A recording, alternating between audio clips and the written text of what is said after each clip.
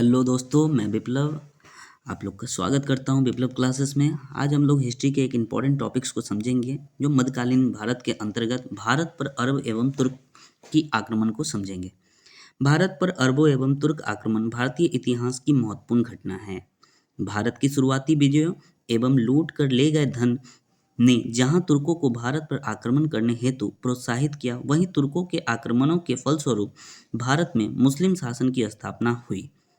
भारत पर जो है पहले अरब आए थे आक्रमण करने, फिर अरब को देखा तुर्क वालों ने कि यहाँ से बहुत सारे धन को लूट कर ले गए हैं, तो उसके फलस्वरूप तुर्क जो है इससे प्रोत्साहित होकर यहाँ पर आक्रमण कर दिया और इनके आक्रमण के फलस्वरूप ही भारत में मुस्लिम शासन की स्थापना हो गई।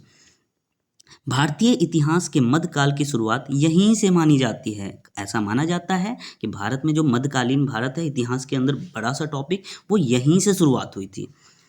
इसके अंतर्गत अब हम लोग पढ़ेंगे मोहम्मद बिन कासिम को। मोहम्मद बिन कासिम का जन्म 31 दिसंबर 695 ईस्वी तैफ सऊदी अरब में हुआ था।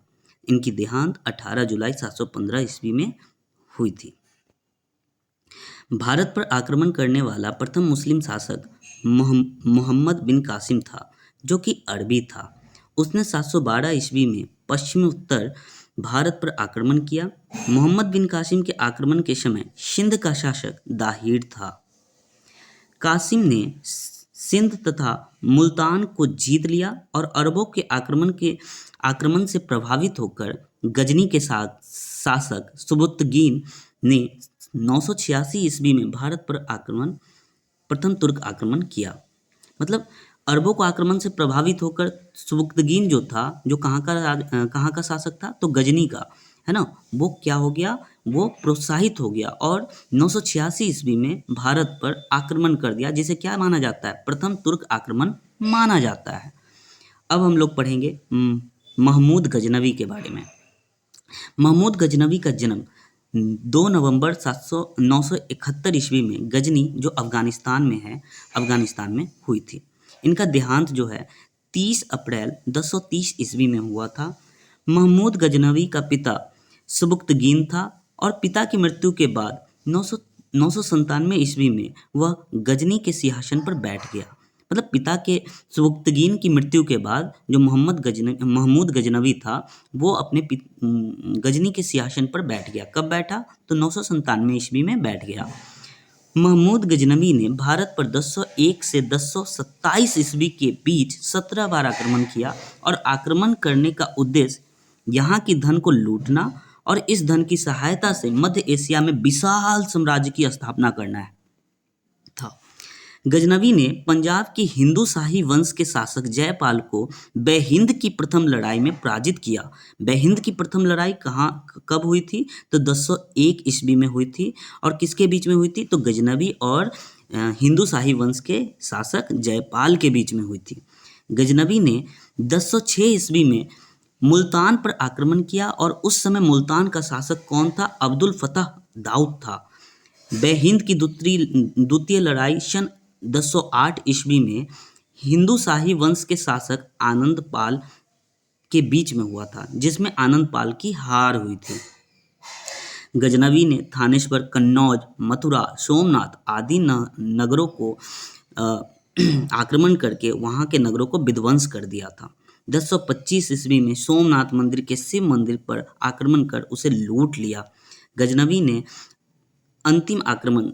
का अंतिम आक्रमण 1027 ईस्वी में आगरा के निकट भेरा के दुर्ग पर किया माना जाता है, जहां क्या हुआ था कि जाठों के विद्रोह को दबाने के लिए उसने आक्रमण किया था। कहाँ आक्रमण किया था, तो आगरा के निकट भेरा के दुर्ग पर किया था। कब किया था, तो 1027 ईस्वी में किया था।